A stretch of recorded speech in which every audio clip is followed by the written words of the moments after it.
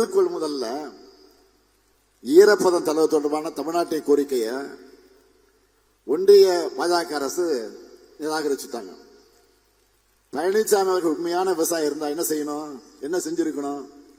மோடி அவர்களே, பிரதமர் அவர்களே, மோடி அவர்களே, தமிழ்நாட்டின் கோரிக்கையை ஏற்கணும். பிரதமர் மோடி அவர்களே என்று ஒரு கோரிக்கையை சொல்லி இருக்கணுமா வேணாமா? டெல்லியில பல கார்கள் மாறி மாறி போய் யார் யாரையோ சந்திக்கிறீங்களா? தமிழ்நாட்டு விவசாயிகளுக்காக கோரிக்கை வைக்க பிரதமரை சந்திக்கிறேன்னு சொல்லுங்க.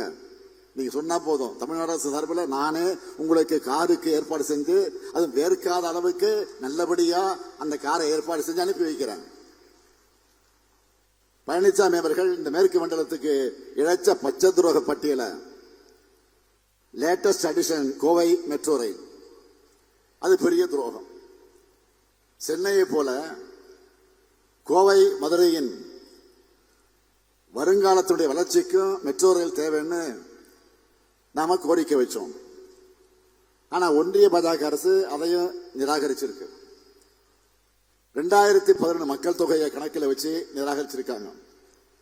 இப்போ 2025 ஆண்டு சென்சஸ் எடுத்தா 20 லட்சத்துக்கு அதிகமாக இருக்கும். இன்னும் சொன்னா இந்த திட்டத்துக்கு நிதி ஒதுக்கி திட்டத்தை நிறைவேற்றி முடிக்கும் போது 2035 ஆண்டு ஆகியிருக்கும். வட மாநிலத்தில் 20 லட்சத்துக்கும் குறைவான மக்கள் தொகை கொண்ட நகரங்கள் எல்லாம் மெட்ரோ திட்டத்துக்கு ஒப்புதல் கொடுத்திருக்கிறாங்க. தமிழ்நாடு மட்டும் கம்பி கட்டுற கதையெல்லாம் சொல்றாங்க. பாஜகவுக்கு வாக்களித்த தமிழ்நாடு எதை கேட்டாலும் தரக்கூடாது என்ற முடிவோடு இருக்கு பாஜக. அதிமுக ஆட்சிக்கு வந்தா கோவைக்கு மெட்ரோ கொண்டு வருவோம்னு பழனிசாமி சொல்லி இருக்கிறார். அதே போல பாஜக சார்ந்த உறுப்பினர், கோவை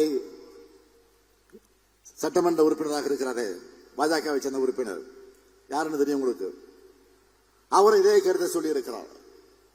அப்படின்னா திமுக ஆட்சியில் இருக்கும் என்ற ஒரே காரணத்தால் தான் கோவை மதுரை மக்களை பாஜக பழி வாங்குறதுன்னு ஒப்புதல் வாக்கு மூலமே கொடுத்திருக்கிறாங்க.